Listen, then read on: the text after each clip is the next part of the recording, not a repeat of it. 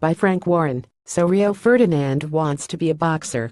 There will be, and already has been, a lot said and written about the 38-year-old former footballer taking a punt at the noble art as part of a promotional campaign by the bookmaker Betfair.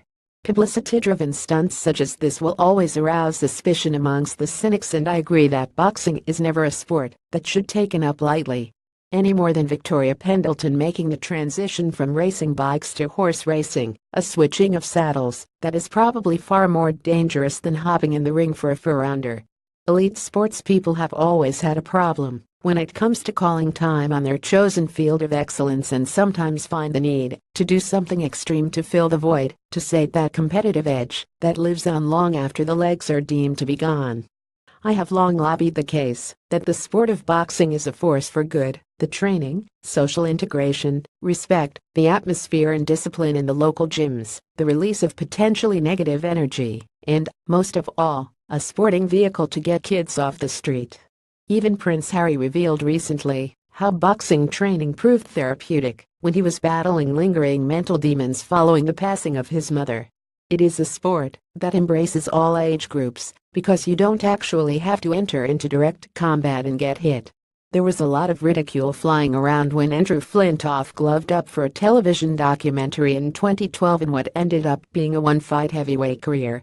What cannot and shouldn't be ignored is the health and fitness gains Flintoff gleaned from the experience.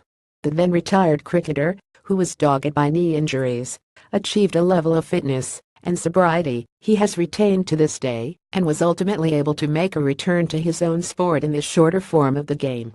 So, while I am not a great advocate, I don't have a particular issue with Ferdinand entering the boxing arena, as long as he does it properly and under the auspices of the British Boxing Board of Control.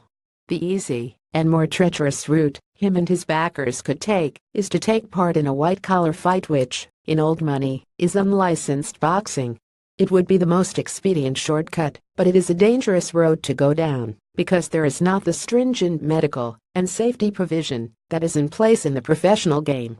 Ferdinand, rightly, is looking to do it properly, with the respected former world champion Richie Woodhall on board as trainer, and he will have to prove himself proficient as a boxer before he is permitted to enter the ring. He is sure to be fiercely scrutinized by the board, and, quite simply, if he doesn't pass muster, he won't fight. Talk of titles is premature and ridiculous, but if Ferdinand for his own reasons wants to embark on a little boxing journey, should we really object? It is likely to create considerable interest, and I am sure there are financial interests at play here too, as his 4-rounder will certainly be more lucrative than for an amateur turning over.